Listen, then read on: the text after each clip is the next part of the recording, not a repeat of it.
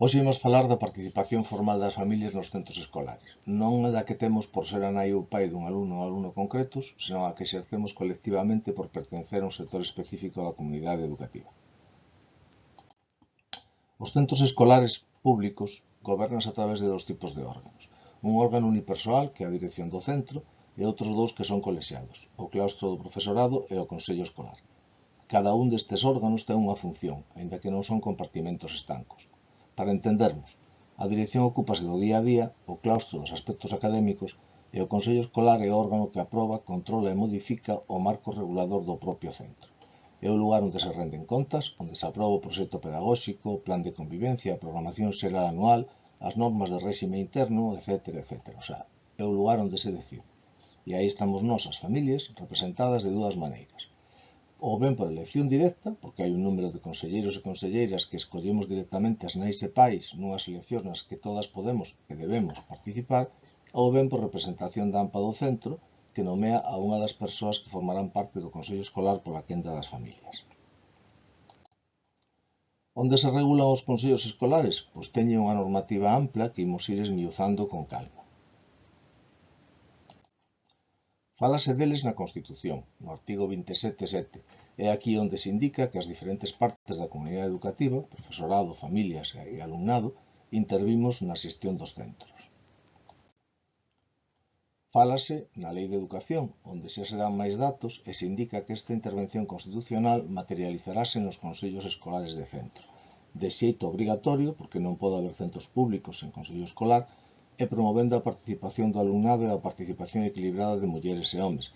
En Galicia non se fixo nada por facilitar estas dúas promocións, polo que de momento non sabemos ou non temos unha realidade práctica do que significa participación equilibrada ou unha participación correcta do alumnado. Na mesma Lei de Educación establecese a composición do Consello Escolar e aquí comezamos xa a dar detalles. Forma parte do Consello Escolar a dirección e a xefatura de estudos do centro, tamén quen leva a secretaría, pero esa persoa non ten voto nas decisións, o profesorado, representado por un terzo dos membros do órgano colexiado que serán escolleitos polo claustro, as familias e máis o alumnado representados por outro terzo, con diferente distribución se falamos de diferentes tipos de centro, o do terzo importante, verémolo máis adiante. Unha representante do persoal de Administración e Servizos e, por último, unha persoa representante do Concello. Como se escollen os membros elixibles dos consellos escolares? As eleccións atinxen a tres sectores: profesorado, persoal de Administración e Servizos e o que nos importa neste traballo as nais e pais, que é o que imos contar. Hai eleccións cando a Consellería as publique. Normalmente faino todos os anos, se ben é nos anos pares cando se produce unha renovación parcial dos consellos escolares. Nos anos impares, a convocatoria limítase a circunstancias concretas, que hai que mirar igualmente, pero que non adoitan afectar dun xeito xeral. Nesas eleccións pode participar como votante calquera nai ou pai de alumnado do centro. Son votos persoais, lembrade, non familiares. Todas as nais ou pais que o desexen poden ser candidatas, cunha limitación única. Se tamén son docentes do centro, só poden representarse para un sector, ou para o de docentes ou para o de nais e pais. O procedimento aseméllase moito nas eleccións legislativas, aínda que en pequeniño. Nomeas unha xunta electoral na que está a dirección, unha persoa docente, unha nai ou pai, unha persoa alumna e unha representante do persoal de Administración e Servizos, todos escollidos por sorteo, agás da dirección, por suposto. Fíxase data e hora electoral dentro dos límites da convocatoria, exponse o centro electoral como mínimo 10 días antes das eleccións e revísanse as reclamacións que poderan producirse, ábrese o prazo de presentación de candidaturas que non pode ser inferior a 7 días e no día das eleccións constitúese a mesa electoral presidida pola dirección e a que será acompañada por 4 nais ou pais do censo electoral dentre os que non se presenten ás eleccións. As AMPAs podemos designar nesa mesa persoas supervisoras, realizarase a votación mediante un voto directo, segredo e non delegable e, ao rematar o prazo das eleccións, realizarase un escrutinio e faise un acta cos votos de cada candidatura presentada. Esta acta establece non só, como veremos máis adiante, as persoas que foron escolleitas nesas eleccións, senón tamén a lista de reservas que vai funcionar a partir de aí en calquera vacante dese sector no Consello Escolar. A quen escollemos en cada elección a representante das familias? Falamos só de Nais e Pais, a representante da AMPA é outra cousa. A duración do mandato dun consello escolar é de 4 anos, pero hai eleccións cada 2 anos porque a metade de cada sector se renova separada da outra metade. Ou seja, imaginade que comezamos a andaina do consello escolar no ano 2000 e que hai 4 Nais e Pais escolleitos. Pois os postos 1 e 2 escolleránse no 2000, no 2004, no 2008, no 2012, etc. E os postos 3 e 4 escolleránse nos anos 2002, 2006, 2010, 2014, etc. Vanse intercalando. Isto só é cuestión de orde, pero un dos problemas máis comuns nos centros, porque co cambio de direccións perdense moitas veces a memoria de como foron escolleitos os membros do consello escolar en cada caso. O caso que cando hai unha elección hai un resultado, ese resultado marca unha orde, esa orde indica que persoa foi elixida e quen quedou de reserva, e tamén a orde desa escolla e desa reserva. Polo tanto, cada elección dará como resultado unha lista de persoas votadas, a primeira será a persoa ou persoas elixidas nesa convocatoria e o resto serán as reservas. O importante disto é a organización da lista de reservas. Hai unha única lista, a das últimas eleccións, pero esa lista de sustitutas aplicarase ás vacantes das 2 últimas eleccións. Ou seja, cando unha persoa elixida pola quenda de familias marcha do consello escolar por calquera razón que non sexa o remate dos seus 4 anos de mandato, pode ser por renuncia, porque marche do centro o seu último fillo ou filla, por falecemento, etc. Neses casos chamarase a persoa sustituta pola orde que se estableceu nas últimas eleccións, pero mantendo a duración do mandato inicial, ou seja, se alguén foi escollido no ano 2024 e cesa en 2025, entrará a primeira reserva libre da lista das eleccións de 2024 porque son as últimas, pero entrará só por 3 anos porque esa praza renovase en 2028. Se esa mesma persoa escollida en 2024, en lugar de cesar en 2025, cesa en 2027, entrará a primeira reserva libre das eleccións de 2026 porque xa serían as últimas, pero só durante un ano porque a praza renóvase igualmente en 2028. Ben, non é difícil, é simplemente cuestión de ser un poquinho ordenado. O da representación da AMPA é outra cosa que vos contamos agora. Unha das persoas representantes do colectivo de Nais e Pais será designada pola AMPA máis representativa do centro. Que significa esta da AMPA máis representativa? Pois que se hai máis dunha, a dirección terá que pedirles a todas unha certificación de socias, e quen teña máis socias será quen teña máis representación. É interesante dicir que na normativa dos TPI, que é a máis completa porque tamén é a máis recente, introduces o dereito dunha hipotética segunda AMPA menos representativa, ou seja, con menos socias, a nomear unha representante no Consello Escolar se a primeira AMPA rexeita facelo. Se ningunha AMPA designe representación, ocupará este posto a persoa máis votada das eleccións do sector. E como se escolle a persoa representante da AMPA? Primeiro miramos os estatutos e vimos o que digan. Se os estatutos non din nada, quen representa a AMPA de xeito ordinario non só no Consello Escolar en todas partes é a persoa que ocupa a presidencia. Pero se a Asamblea Xeral decide que no caso do Consello Escolar ou en calquer outro caso, pero agora falamos do que falamos, non quere que sexa a presidencia quen represente a asociación, entón pode nomear a calquera outra persoa que asuma este posto. Ben entendido que quen represente, presidencia ou non presidencia, non ten unha voz propia. Irá ao Consello Escolar a falar, opinar, votar e decidir segundo lle marque a Asamblea Xeral. A persoa representante ten que procurar establecer canles de comunicación co resto da asociación, e moi especialmente coa xunta directiva da que deberá formar parte, inda que non sexa obrigatorio para poder desenvolver correctamente a súa representación. O aconsellable é que as canles de comunicación sexan as mesmas que utiliza a propia AMPA coas súas asociadas. A persoa representante da AMPA ten a responsabilidade de informar do que se vai falar, recoller o sentir xeral da asociación e informar posteriormente dos acordos adoptados. A Asamblea Xeral pode e debe exixir e controlar que a súa representante está actuando de acordo co sentido da asociación. E cando cesa a representación da AMPA? A persoa que representa a AMPA no Consello Escolar non ten un mandato limitado no tempo. Cesará cando a AMPA así o decida, sen limitación de ningún tipo, ou cando abandone o seu cargo, no caso de ser a representante por ocupar a presidencia da AMPA, ou cando abandone o centro por non ter xa ningunha filla ou fillo estudando nel. Obviamente, quen non ten fillos no centro non pode ser socia da AMPA e moito menos representala en ningún ámbito. Cando se pode modificar a representación da AMPA no Consello Escolar? A AMPA pode modificar a súa representación no Consello Escolar cantas veces queira, sen máis limitación que a de comunicalo formalmente á dirección do centro, indicando un motivo, que pode ser calquera, e quen vai ser a partir dese momento a nova representante da AMPA no Consello Escolar, informando do seu nome e dos seus datos de contacto.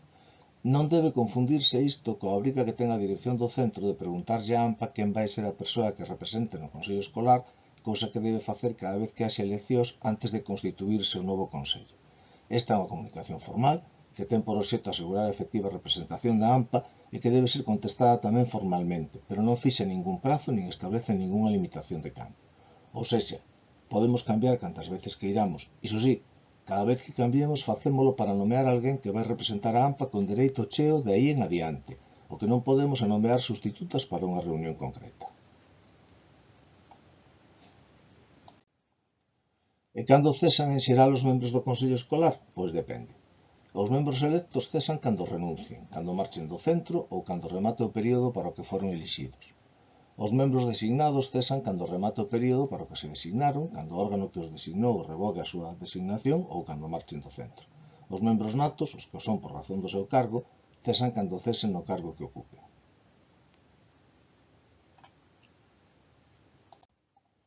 No caso do alumnado, forman parte do Consello Escolar dende primeiro da ESO, coa única limitación de non poder participar na elección da dirección ata terceiro da ESO. Ou seja, se o alumno escolleito para como membro do Consello Escolar está cursando primeiro ou segundo e houbera unha elección de dirección, non podería participar nesa elección. No resto das votacións, no resto das deliberacións do Consello Escolar participa con pleno dereito.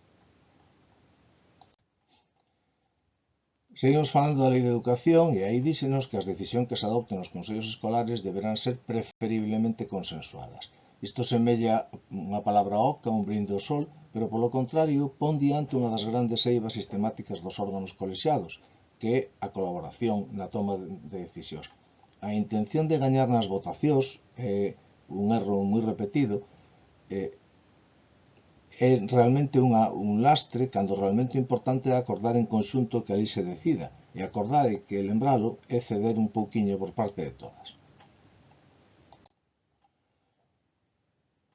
En canto a aspectos xa máis concretos do tratamento dos consellos escolares.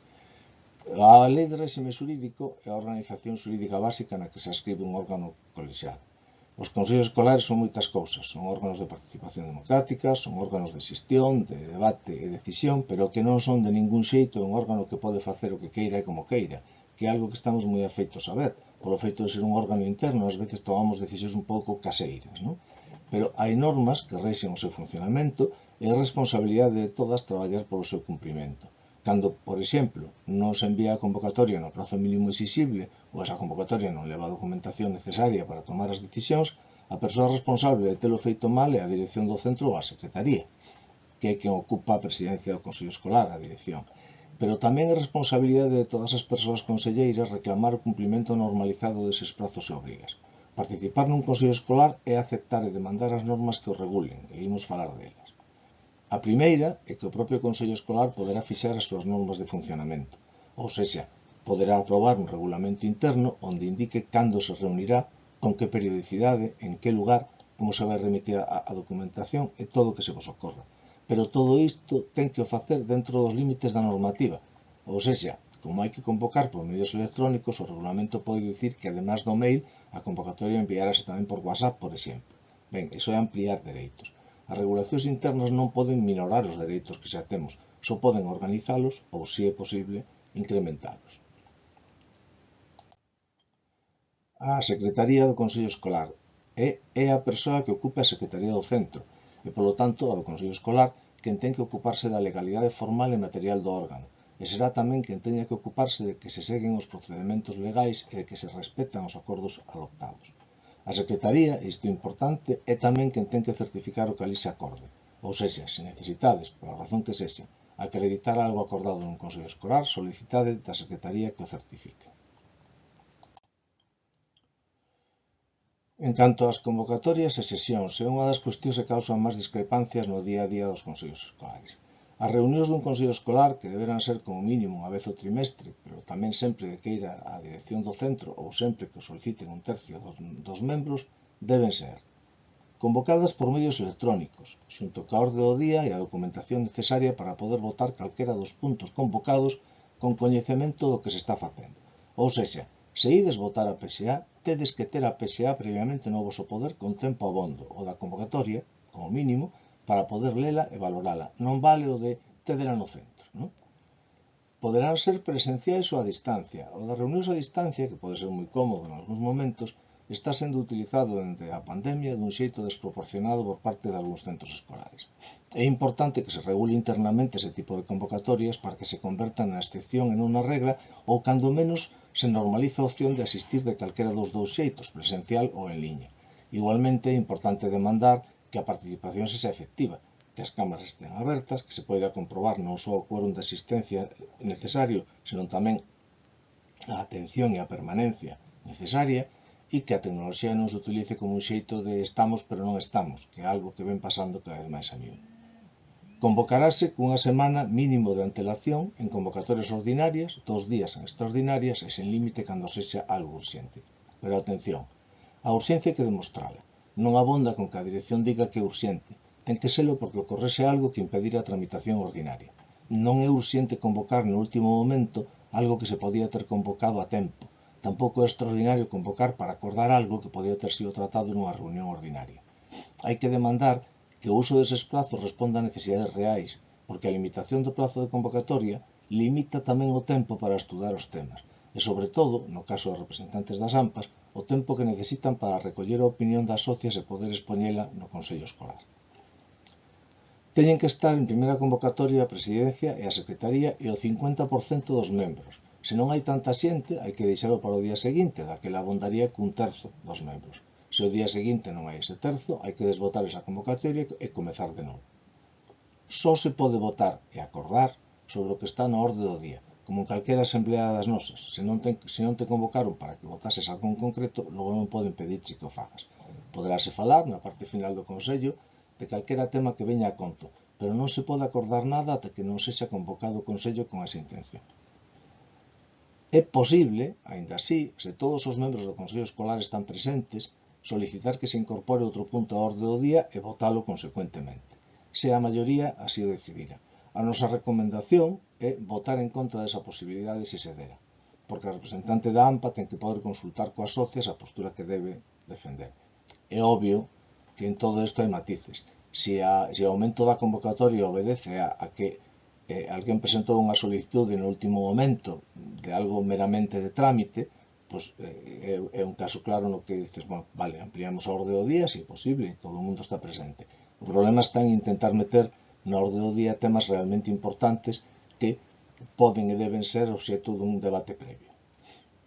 Os acordos adoptaránse sempre por maioría de votos, isto é importante, ou ser un órgano de representación de colectivos, e a impresión xeral que temos moitas veces é que os colectivos votan dun xeito compartido, como os partidos políticos no Parlamento, pero hai que lembrar que cada membro do Consello Escolar ten un mandato persoal, que fosen elegidos para o cargo en votación xeral, profesorado, nais e pais e persoal de administración e servizos ou representativo, que fosen designados pola organización a que representan, que o representante da AMPA ou do Concello. Por lo tanto, as maiorías están sempre por facerse sumando votos individuais. Isto quere dicir, volvendo tamén á idea de consenso da que falábamos antes, que o diálogo é a principal fórmula de traballo nos consellos escolares e que o diálogo non se establece entre colectivos, senón entre persoas. A responsabilidade das decisións tomadas non afectan a quen voten en contra ou se absteña ou se así consta en acta. Se hai algún tema no que non queirades implicarvos, non tedes máis que exixir que conste en acta que votades en contra ou que vos abstedes. Iso librarávos da responsabilidade dunha decisión mal tomada ou mesmo ilegal, que é algo que pode pasar. Pero tedes que dicir no propio Consello que queredes que conste en acta, con nome e apelidos, a vosa intención de desvincularvos da votación e, por suposto, da decisión tomada. En canto ás actas, haberá unha acta de cada sesión, na que se indicarán asistentes, orde do día, onde e cando se fai a xuntanza, de que se falou e que se acordou. Non fai falta que se conten con detalle todos os debates, só se hai algún punto que sexa imprescindible para entender a votación. Tampouco é necesario que se diga quen votou, nin en que sentido votou, pero sí debe poñerse en acta calquera cousa que un membro do Consello Escolar indique especificamente. Ou seja, calquera membro pode dicir eu quero que conste en acta este texto concreto. Nese momento pode achegalo ou ditalo ou comprometerse a achegalo no día seguinte. Igualmente, como dicíamos antes, se alguén quere que conste en acta que votou en contra ou que se abstivo, tamén pode dicilo e a acta ten que deixar constancia diso. As sesións pódense gravar se así se decide. Aquí non serve que alguén diga eu non quero que me graven. Un consello escolar non é un acto privado, polo que se hai decisión de gravalo atinxe a todas as conselleiras e conselleiros. No caso de optar por gravalo, a gravación conservarase igual que se fose unha acta. Serán accesibles para os membros do consello escolar e dela poderán pedirse certificacións. O feito de existir unha gravación non quere dicir que non haxe a mesma obriga de facer unha acta que no caso de non habela. As actas aprobaránse ou na mesma reunión, se hai capacidade de redactalas e envialas aos membros nese momento, non serve o de xa vos leo a acta e aprobámola, ou na reunión seguinte, pero aquí é necesario indicar que os acordos son válidos dende que se toman, non dende que se aproba a acta no que constan. E digo isto porque hai moita xente, mesmo dentro das direccións dos centros, que pensan que en tanto non se aprobe a acta todo acordado está a medias, pero non é así. Unha acta, cando se aproba, só certifica a correcta redacción do que se falou no seu momento, pero non cambia os acordos xa tomados. Por iso tamén, a certificación que se pode solicitar á Secretaría sobre calquera tema tratado e votado non está pendente da aprobación da acta correspondente, sino que pode solicitarse inmediatamente despois de ter sido adoptado o acordo. É evidente que se para poder aprobar unha acta na mesma reunión teñen que non enviar por medios electrónicos nese momento, para aprobar unha acta na reunión posterior tamén temos que tela disponible por medios electrónicos coa convocatoria. Non se poden aprobar actas que non teñan sido enviadas previamente, nin que pretendan ser lidas na propia xuntanza sen ter información anterior. Ben, en Galicia tamén temos unha certa normativa sobre a organización da administración que afecta a organización dos órganos colexiados. Non hai moito máis que indicar con referencia estatal, porque moitas veces reproducción da mesma norma, como é lóxico, os sistemas que son complementares, pero sí que indican unhas cuantas cousas que hai que dicir. A normativa galega establece claramente a obriga dun mínimo de 48 horas de antelación para a convocatoria. Lembrade que a normativa propia dos consellos escolares establece que será en unha semana para as convocatorias ordinarias e 48 horas para as extraordinarias, pero está ben ter unha normativa a maiores para evitar a proliferación de urxencias que se dean. Establece o dereito dos membros a obter información precisa para cumprir as súas funcións e isto vai un pouquiño máis do que simplemente a recepción coa convocatoria de toda a documentación. Vai a que se para algo necesitamos ter máis información, pois temos o dereito a pedila. Establece, e isto sí que é un dato importante tamén, o dereito a formular voto particular por escrito nun prazo de 48 horas dende que finalice a reunión. O que falábamos antes en canto á responsabilidade, pero un poquinho máis aló, ou seja, se volves a casa, ou se o comentas coa xente da AMPA, e queres deixar constancia de algo concreto que amplía a túa discrepancia dun acordo, o que tens que facer é enviar un correo con texto exacto e exixir que ese texto se incorpore á acta da reunión. Por suposto, se votaches a favor non ten moito sentido que envíes un texto que explique a discrepancia porque non a tes.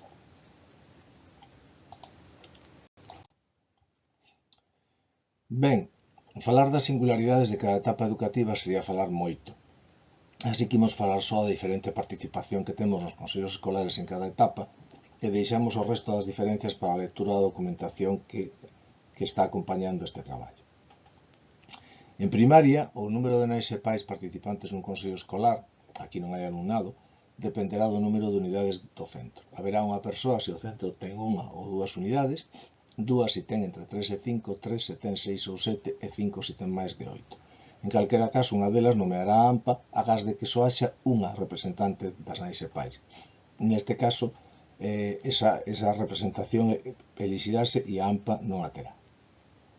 Se a AMPA non propón a ninguén, esa praza ocupará a persoa máis votada nas eleccións do sector. En secundaria, se hai alumnado, así que a nosa presencia redúcese para compartir con eles o terzo que nos corresponde. Teremos 3 representantes, un deles nomeado pola AMPA, se o centro ten 8 ou máis unidades. Se hai menos unidades, a Administración Educativa decidirá en cada caso cantos representantes haberá de cada sector. Igualmente, se a AMPA non designa a ninguén, como pasaba en primaria, ocupará o posto da AMPA a persoa máis votada nas eleccións do sector de nais e pais. Nos CPIs, igual que en secundaria, se hai alumnado, entón as nais e pais teremos 3 representantes, un é da AMPA. Se o centro ten 8 ou máis unidades e de haber menos, a administración adaptará a situación. Nos conservatorios de música e danza, a representación de nais e pais será de 2 representantes, un deles nomeará a AMPA do centro. En canto ao alumnado, é unha singularidade, só pode ser elector ou elixido unha persoa que cursa o grau profesional. Fan en este caso, unha homoxeneización entre elemental con primaria, profesional con secundaria, que non se corresponde coa idade real do alumnado, pero ben, a normativa é esta. Aquí, unha peculiaridade que ten a normativa dos conservatorios é que, en contraposición á secundaria obrigatoria, se houber algunha comisión diferente da económica e da de convivencia, a composición obrigada inclúe unha persoa alumna e non a unha nai ou pai. Ben, o miolo do tema son as competencias que teñen os consellos escolares. Que se fai nun consello escolar e que non se pode facer sen pasar polo consello escolar. Dixémoslo un pouco ao principio, do día a día dun centro encárgase a dirección e do goberno do centro xenéricamente encárgase o consello escolar. Da vida docente encárgase o claustro, como é lógico. Pero estas verdades absolutas tamén son verdades un pouco falsas, porque hai moitos temas que están en 2 destes órganos, ou mesmo nos 3, dependendo da fondura da decisión, da súa trascendencia ou da súa urxencia. Por iso, é interesante estudar que é o que é competencia formal do consello escolar e entender que en principio hai que reclamar a competencia absoluta para todo aquilo que non sexa estrictamente docente. O que nos di a normativa da Lei Orgánica de Educación é que o consello escolar aproba o proxecto educativo do centro, as normas de organización e funcionamento da programación xeral anual. Aproba tamén o orzamento do centro, participa no nomeamento da dirección, segundo establece a normativa que se desenvolve, decide sobre a admisión do alumnado, coñece as condutas contrarias á convivencia, fixe as directrices para colaborar con outras entidades, a administración ou centros, aproba a obtención de recursos complementarios que non poden vir da actividade ordinaria da AMPA, lembrade, e aquí hai algo importante que dicir. As 3 normas do primeiro punto, con carácter anual, a programación, e con carácter temporal máis indefinido, o proxecto e as NOF, son fundamentais na vida do centro escolar. E non deberán pasar nunca por un consello escolar como un acto de trámite, que como están pasando en moitas ocasións, porque son as que fixan o marco no que se vai mover a acción do centro. Polo tanto, é obriga de calquera membro do consello escolar ler con cuidado as propostas destas normas, consultar coas súas representadas no noso caso, establecer alternativas, correccións, debates e tentar conseguir que cando se aproben sexan as normas do consello escolar e non normas que a dirección propón e que o consello escolar aproba porque ninguén tivo tempo nen cuidado de lelas. Pero isto, que é moi importante e por eso se subliña, afecta tamén ao resto das competencias. Como expliquei antes, ser membro dun consello escolar outorga moitas atribucións, pero tamén implica responsabilidades e esta é unha das máis importantes. Hai tamén outras competencias, impulsar medidas que fomenten a protección dos dereitos da infancia, propoñer medidas que favorezan estilos de vida saudável, convivencia, igualdade e non discriminación, promover a conservación e renovación das instalacións, analizar e valorar o funcionamento xeral do centro ou elaborar propostas e informes. Todas son competencias importantes, pero estas últimas non é que sexan só dun consello escolar, é que son a base do que deberá ser a acción dun centro educativo, o que non quita que haxa que telas moi presentes en todo o noso traballo, tanto como membros do Consello Escolar, como membros dunha AMPA ou simplemente como nais e pais do alumnado do centro. Galicia tamén ten unha normativa propia que incrementa as competencias obrigadas do Consello Escolar. En concreto, o incremento provén da Lei de Convivencia, que establece que o Consello Escolar quen escolle as persoas representantes da Comisión de Convivencia, tamén quen establece as directrices para a elaboración do plan de convivencia e das normas de convivencia do centro, que fai anualmente o seguimento da avaliación do plan de convivencia e das normas de convivencia e que é quen propón actuacións en relación coa convivencia para todos os sectores da comunidade educativa. De toda a normativa que levamos falado, quizáis os puntos 2 e 4, o de establecer as directrices e de propor actuacións, sexa o que menos se cumpre. Cando estas cousas pasan polo Consello Escolar, adoitan virse a traballadas pola dirección e pasan ao Consello para o seu debate no mellor dos casos, pero debater non é establecer directrices ou propor actuacións. Temos tamén a responsabilidade de demandar que sexa o propio Consello quen, a través do nomeamento de comisións nas que participen todos os sectores, sexa quen realmente inicie o traballo que dará lugar a un documento tan importante como é o plan de convivencia ou as normas de convivencia do centro escolar. Non nos estendemos en convivencia porque iso será obxecto de outra formación específica, pero é importante saber que convivencia é unha competencia do Consello Escolar na súa definición e seguimento, quizáis unha das máis importantes que ten este órgano. Ben, un pequeno resumo. O que estades vendo agora é un pequeno resumo do que levamos falado, só para fixar a atención nos temas máis comuns e repetidos nas consultas sobre consellos escolares. Non me poño a lelo neste momento porque son cousas xa ditas e iso está aquí a xeito de recordatorio, precisamente para subliñar os temas que son constante debate entre os diferentes sectores da comunidade educativa e que non deberán selo, porque son cuestións prácticas e moi sinxelas de definir.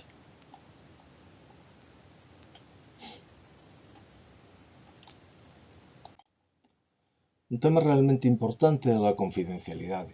Cada vez que se debate sobre o que falou nun consello escolar, hai dous conceptos que saen constantemente á fronte. A obriga de guardar segredo sobre o que ali se fala e a necesidade de aplicar a normativa de protección de datos para justificar ese segredo. Pois ben, o que se fala nun consello escolar non é segredo para ninguén. Os membros do consello só teñen que limitarse, como en calquer outro aspecto da nosa vida, realmente, ao deber de confidencialidade cando se fale dos asuntos relacionados con persoas concretas e que poidan afectar a súa imaxe, que por outra parte se corresponde ao que establece a normativa de protección de datos, que afecta só os datos privados, non os dun centro ou dunha asociación. E particularmente a aqueles que se coñecen por razón, neste caso, da nosa condición como membros dun consello escolar. E máis, de feito nun consello escolar nunca se deberán usar nin solicitar datos concretos de ninguén. O tratamento que hai que darlle ás deliberacións é un tratamento xenérico porque casi nunca é necesario coñecer outros datos. E as deliberacións e actas deben facerse tamén dende esa generalización. Se un alumno ten problemas, non necesitamos saber quen é o alumno, necesitamos saber cales son eses problemas e tentar resolverlos. Así que, do que se fala nun consello escolar, agás deses datos privados que poidesen nomearse e que, repito, non deberá facerse, podedes e debedes informar con detalle a toda a asociación a que representades. Comisións dentro dun consello escolar. Ben, nun consello escolar pode haber todas as comisións que o propio consello considere, pero como mínimo ten que haber dúas que establece a normativa. A Comisión Económica, a Comisión de Convivencia, e falaremos tamén da representante de Igualdade, que é un tema que se menciona pouco, pero é igualmente obrigatorio. A Comisión Económica, na práctica, porque a normativa non di nada, é a que se encarga de revisar as contas e a documentación que a xustifica. É unha comisión de traballo, o que pretende evitar ao pleno do Consello Escolar o traballo mecánico de comprobar facturas. Se estamos nesa comisión, porque nos tocou, temos que facer ben ese traballo e levar ao pleno do Consello Escolar calquera cousa que nesa comisión non quedase abondo clara. E se non estamos, o noso traballo é solicitar do pleno do Consello aclaracións sobre as contas anuais, tanto cando se aproba o orzamento como cando se justifican. O normal é que non haxe ilegalidades, pero tamén é normal, e como nos pasa a todas, haxe incorreccións. E, sobre todo, gastos que son discutibles non no plano formal, pero sino da súa necesidade ou conveniencia. Non pasa nada por falar de como se xestiona o centro tamén dende o punto de vista económico. Como unha máis das representantes das nais e pais pode tocarnos estar nesa comisión en primaria e secundaria ou nos TPIs. Nos conservatorios non temos sitio. Neste caso, está obrigatoriamente a representación do alumnado. A Comisión de Convivencia. Como este é un tema específico de outra formación e ademais é dunha complexidade de detalle moi amplo, non compre dicir aquí máis que un par de pinceladas xenéricas. Que forma parte do Consello Escolar, terá unha composición proporcionalmente igual a este, ou seja, un terzo de profesorado, un terzo de nais e pais, alumnado, etc., que se xuntará igual que o Consello Escolar, obrigado cada trimestre, cando queira a presidencia e cando solicite un terzo dos seus membros, e que o detalle das súas competencias está nos apuntes que acompañan esta formación e nos da propia formación que se impartirá especificamente. En canto á persoa que fomenta a igualdade, hai que dicir que logo de constituir o Consello Escolar, o que ocorre cada vez que hai eleccións, o Consello nomeará unha persoa que impulse medidas educativas que fomenten a igualdade real e efectiva entre homes e mulleres. É un posto que está aí dende 2006, pero que non se desenvolveu nunca, ninguén sabe exactamente para que se nomea nin como funciona posteriormente. Adoita ser unha persoa docente, pero tampouco ten por que selo, e ao final se traballa casi sempre en colaboración co equipo directivo. É realmente unha mágoa que un tema tan trascendente que quede sen desenvolvemento, Así que se tedes ganas de traballar nisto, podedes reclamar do Consello Escolar, na súa capacidade de auto-organizarse, que elabore un procedimento para que esa persoa de obrigado nomeamento faga un proxecto que logo informe o propio Consello Escolar para que este poida valorar a efectividade do seu traballo en prol da igualdade efectiva. Unha vez que se aproba un procedimento, será o marco no que teña que traballar esa persoa e facilitaría o coñecemento e a colaboración do Consello Escolar neste eido. Outras comisións, pois o Consello Escolar pode constituir as comisións que queira, pero teñen un mínimo de participantes que hai que respetar. En primaria, como mínimo unha docente e unha nai ou pai. En secundaria nos TPIs, docente, alumna e nai pai. Conservatorios, a dirección, unha docente e unha alumna. A maiores diso, quen se queira atraer ou permitir entrar. É desexable que no caso de comisións específicas se procure incorporar especialistas no tema que se vai tratar. Como non son comisións executivas, tampouco hai que limitarse ao propio centro. Poden formar parte persoas de fora sempre que se justifique a súa presenza. Ben, estivemos en todo este tempo falando de primaria, secundaria, CPIs ou conservatorios e das súas normativas, pero hai que entender que se algunha cuestión de ámbito xeral non está especificamente regulada nun nivel, haberá que coller referencia que apareza noutro, porque non é pensable que un aspecto xeral que é válido para a primaria non o sexa para a secundaria. Valga aquí o exemplo da confidencialidade, que especificamente está na normativa do CPI, pero que é aplicable a todo o ensino público, segundo recoñece a propia Administración Educativa Galega. E rematamos. Os consellos escolares son un tema amplísimo e cunha casuística enorme. O que aquí tratamos é de explicar os seus aspectos básicos, parándonos un pouco naquilo que adoita ser máis conflictivo na súa interpretación. Pero entendemos que quedarán moitas preguntas no tinteiro e agradecémosvos que nos fagades chegar ben por correo electrónico a ampasgalegas@gmail.com ou ben desde as preguntas frecuentes da nosa web e sempre nos teléfonos que temos o voso dispor tamén na nosa web. Facemos isto porque creemos que se as nais e pais participamos no goberno dos centros escolares melloraremos a educación pública galega, que é o que nos importa a fin de contas porque é o lugar onde están as nosas fillas e fillos.